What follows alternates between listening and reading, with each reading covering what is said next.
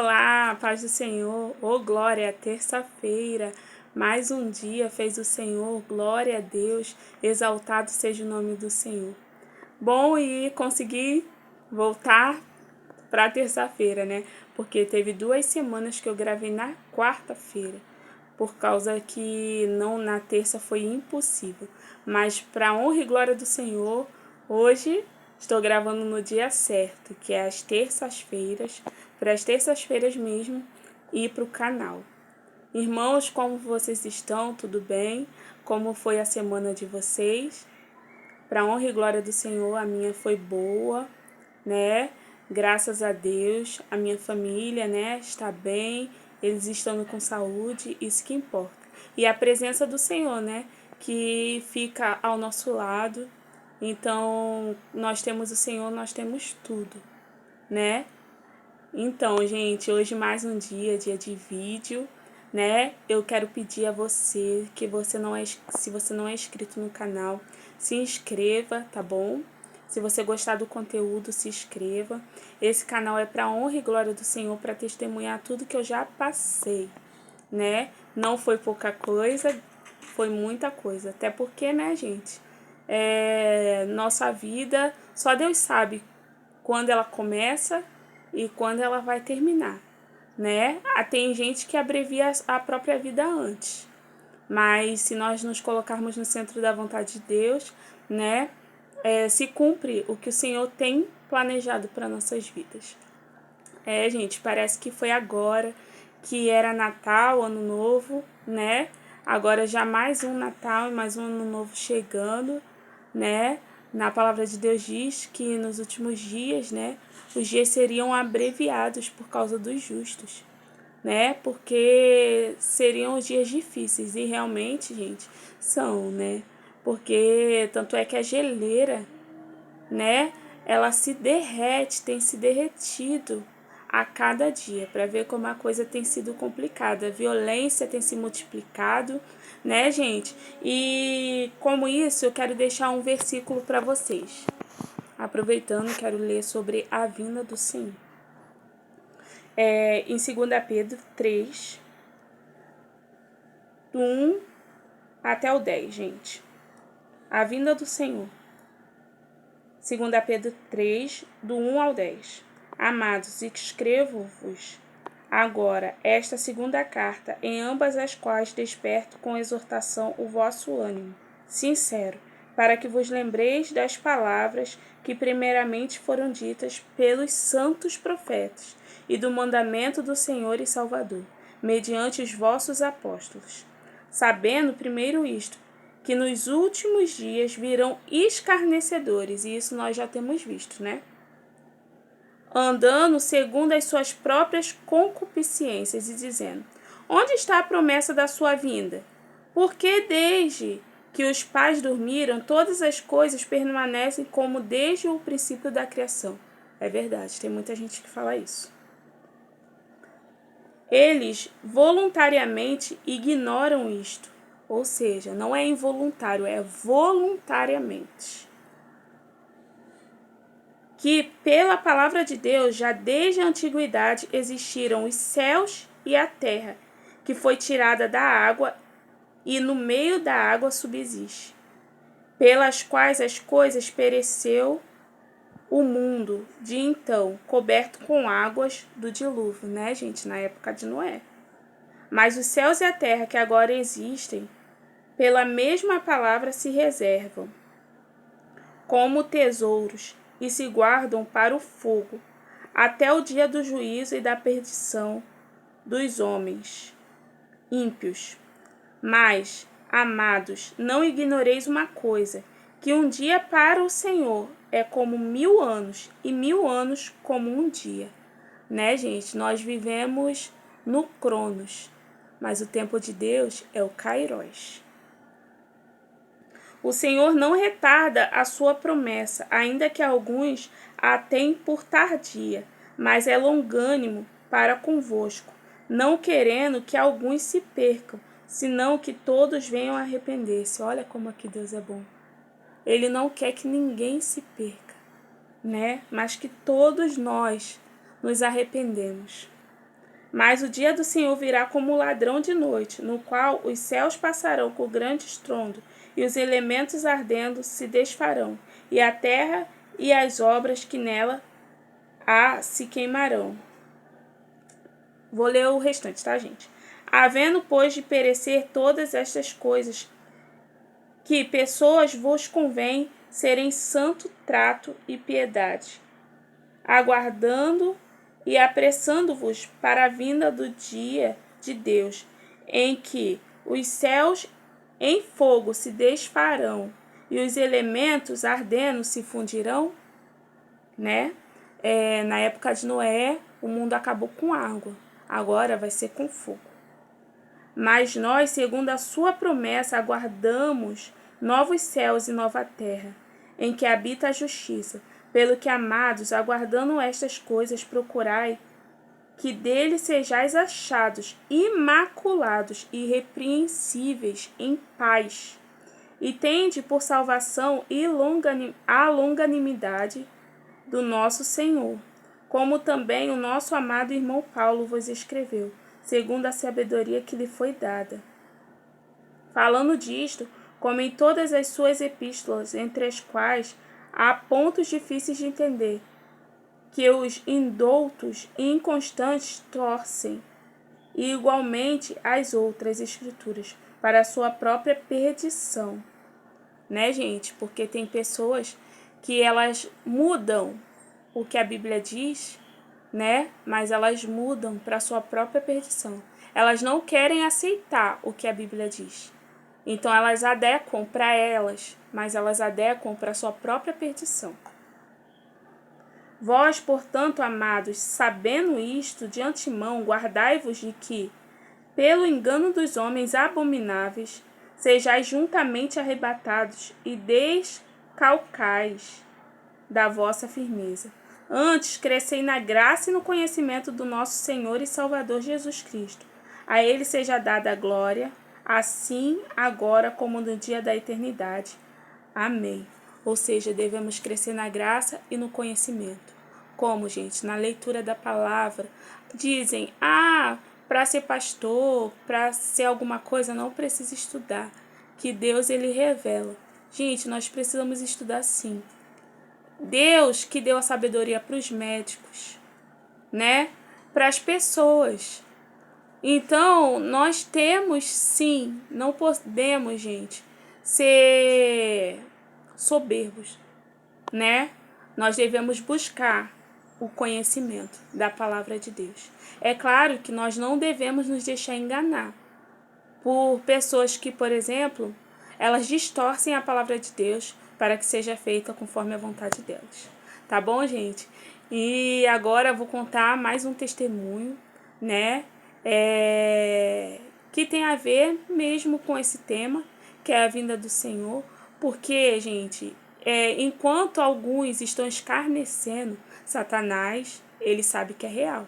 Ele vai sofrer, né? Quando tudo tiver terminado, ele vai sofrer também. Só que ele não quer ir sozinho, ele quer levar a gente com ele. Então, gente, hoje o meu testemunho é sobre a grande mentira que Satanás me contou. Bom, gente, eu já dei muitos testemunhos aqui, né?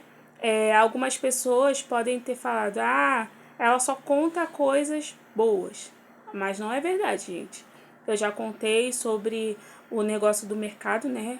Do anjo, que eu acho que era um anjo no mercado, né? Já contei outras coisas. Porque, gente, eu não sou perfeita, gente. Eu sou um vaso nas mãos do olheiro, tá bom? Então hoje é mais uma vez algo que eu fiz, né? Eu me deixei ser enganada por Satanás.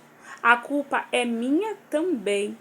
Mesmo eu sendo adolescente, mas a culpa é minha também. Porque Satanás, ele não obriga a gente a nada. E se nós estivermos ligados à videira, nós não temos como cair nas astúcias, nas ciladas de Satanás, né? Então, gente, quando eu era mais nova, eu já tinha começado a namorar. Eu comecei a namorar, eu já tinha mais de 15 anos. Eu só comecei a namorar porque o Senhor tocou no coração da minha mãe e ele disse para ela que era para ela deixar eu namorar com esse rapaz que hoje é meu marido. Então, o Senhor falou para minha mãe: deixa a Camila namorar, porque foi eu que enviei, né? O Leandro, que é o meu esposo. Então, minha mãe deixou eu namorar, né, gente? Mas antes de eu ter uma namorado e tudo, a nossa vida era difícil. Não era difícil por situações financeiras, mas familiarmente era difícil, né? A nossa família tinha uma carga emocional muito grande, né? Então, o que que acontece? Eu já estava namorando, já tinha 15 anos. Um belo dia, eu estava muito triste, né? Porque, gente, eu sempre orei muito por uma coisa, que foi a transformação da minha família. Entendeu, gente? Só que não dependia de mim, né? Dependia de uma pessoa em especial. Infelizmente, não chegou a acontecer o que eu tanto pedi na minha oração. E eu orei anos por isso. Mas foi o que o Senhor me respondeu. Ele não quis. Então, o Senhor ele só faz se nós permitirmos, né? Então, na época, eu estava muito triste porque eu queria que a minha família, né, fosse uma família feliz, normal.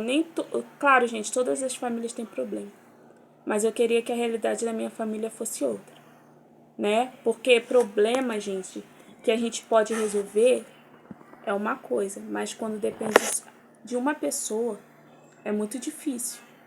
Então, o meu pai, não quero falar dele, gente, até porque ele não está mais, né, entre o mundo dos vivos. E eu não quero falar nada que denigre a imagem dele, porque eu o amo, né? Mesmo que ele não esteja mais aqui, eu o amo e vou amar, né, enquanto eu viver. Mas, gente, ele infelizmente era uma pessoa de coração difícil. Então, muitas brigas que tinham aqui na minha casa era por causa do coração difícil do meu pai. Então, um dia eu triste, falando: Senhor, quando essa situação vai mudar? Eu lembro que minhas tias falavam: seus pais vão parar de brigar o dia que eles tiverem o primeiro neto, né? Aí vocês estiverem casados, tiver o primeiro neto, né? A situação deles vai mudar, eles vão parar de brigar. No caso, meus pais brigavam bastante, porque meu pai, ele não era uma pessoa humilde e ele fazia coisas que não agradavam nem a família dele, nem o coração de Deus. Infelizmente, na rua ele era uma pessoa e em casa ele era outra pessoa totalmente distorcida. E conforme eu fui crescendo, ele foi ficando pior. Não só conforme a minha família, né? Os filhos foram crescendo, ele foi se tornando uma pessoa mais difícil ainda. Então, nesse dia eu estava muito triste. Eu falei: Senhor, o que eu posso fazer para mudar esse quadro, né? Aí, o que acontece, gente? Em vez de eu ir orar, em vez de eu ir buscar, né? Eu fiquei parada na porta da cozinha, já era noite. O que acontece? Satanás veio e falou no meu ouvido, parecia uma pessoa conversando comigo, falando: sabe que uma ideia? Eu só descobri que era Satanás por causa disso, gente, porque o Senhor, ele nunca vai tentar contra a sua vida, né? Ele nunca vai mandar você atentar contra a sua própria vida, né? Então, eu descobri que era Satanás, mas mesmo assim, eu tentei. Por quê? Eu não queria me matar, gente. Eu queria ir pro hospital e queria que meus pais ficassem preocupados. Nem era minha mãe, meu pai, para que essa situação mudasse. Então o Satanás falou: se seu pai estiver no hospital mal, o seu pai vai mudar. Ele vai ver o dano que ele está causando à família dele. Então o que eu fiz, gente? A primeira ideia: me cortar. Então eu me cortei, mas eu vi que doía, né, gente? É difícil, né? Graças a Deus, Senhor não permitiu que Satanás possuísse o meu corpo, né? Porque senão eu acho que eu não tinha sentido. Então, o que acontece? Comecei a me cortar, mas além da dor, eu fiquei pensando, não, e se eu morrer? Eu não quero ir pro inferno, né? Porque eu tô tentando tirar minha própria vida. Então, eu fui e falei, não, não vou fazer isso. Depois, a outra ideia. Eu fui, procurei outra coisa, não achei nada. A única coisa que eu tinha na hora, detergente. Pensei, vou misturar detergente e sal bastante e vou tomar. Alguma coisa vai dar de ruim e eu vou parar no hospital. E eu acho que eu não vou morrer, porque não é uma mistura tão difícil. Gente, o que aconteceu? Realmente eu tomei. Para honra e glória do Senhor, o pior não aconteceu. Eu só passei bastante mal, mas eu não tinha coragem de falar com a minha mãe, porque senão eu ia, com certeza ela ia me dar até uma surra. Por quê, gente? Mente vazia, né? Vai orar, né? Se pede ao Senhor, mas não faça besteira. Então eu fiz isso. Tomei. Gente, acho que Satanás deve ter rido muito da minha cara, porque sem mentira nenhuma, saía bolhas da minha boca. Eu arrotava e saía bolhas. Eu arrotava e saía bolhas. Foi um desconforto horrível, mas eu não fui para o hospital, não contei para ninguém. Eu fiquei a noite toda me sentindo muito mal, né? E isso, mais tarde, virou motivo para o meu esposo e para as minhas amigas rirem da minha cara. Porque eles pensaram, Camila, que ideia é essa? Que mistura é essa, gente?